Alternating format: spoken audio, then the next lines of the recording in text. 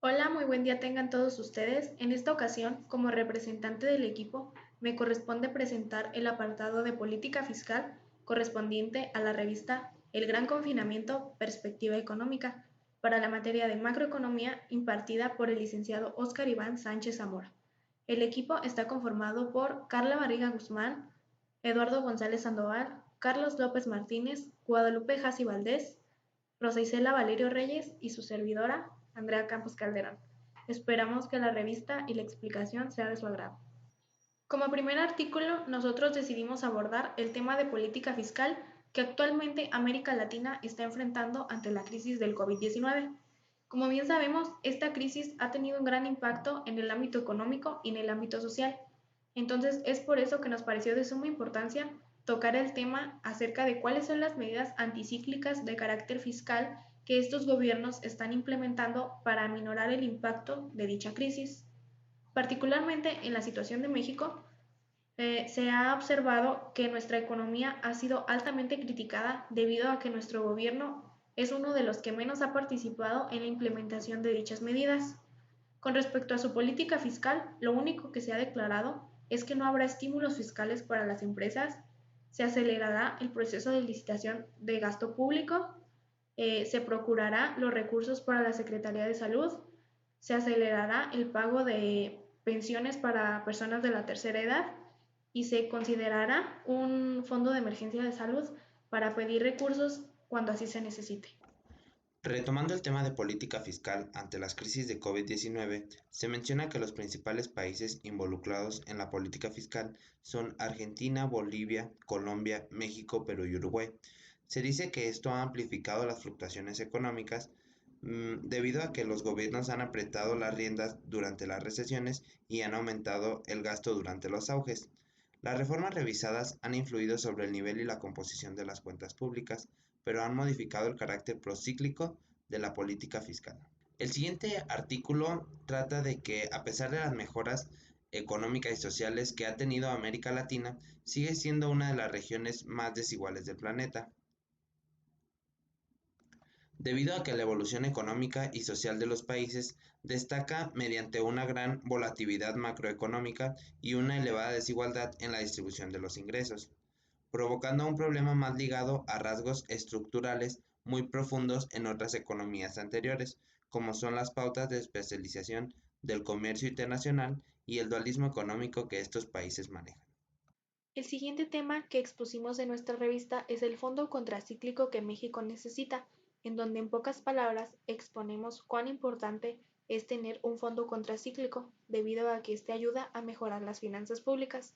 Sin embargo, sabemos que México no cuenta con los recursos necesarios para establecer uno.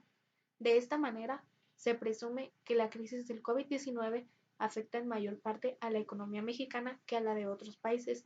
Esto debido a que en su mayor parte depende del petróleo y debido a la situación que estamos enfrentando, los precios del petróleo se desplomaron. En este artículo también podrán encontrar información acerca de que lamentablemente la única medida anticíclica que México podría implementar para poder enfrentar la situación es a través del endeudamiento.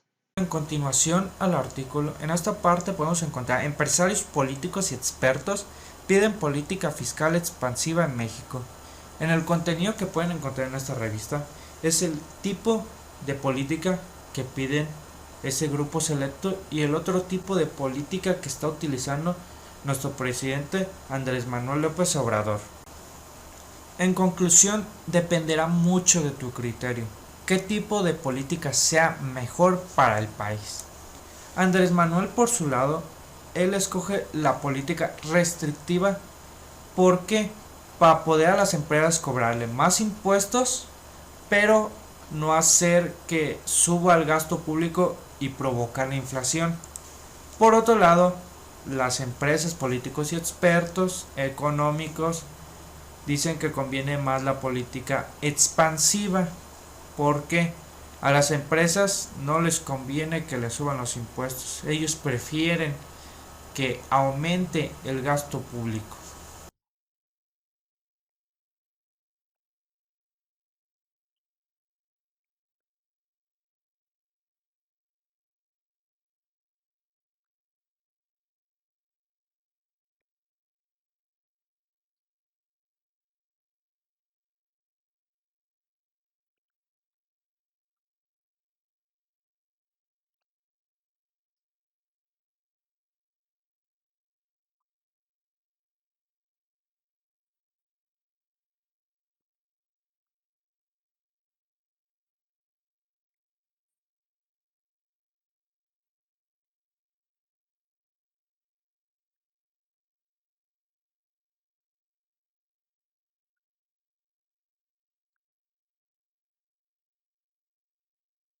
Este artículo nos habla sobre el cambio de administración y cómo esto hace que se vea la necesidad de evaluar la viabilidad de la actual política fiscal.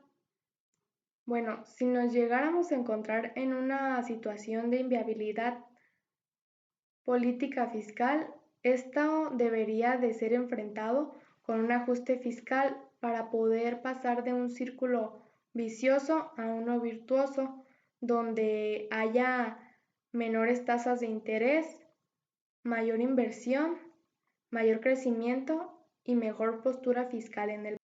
Continuando con el artículo anterior, si el diagnóstico que se haga sobre la viabilidad de la política fiscal va a determinar si conviene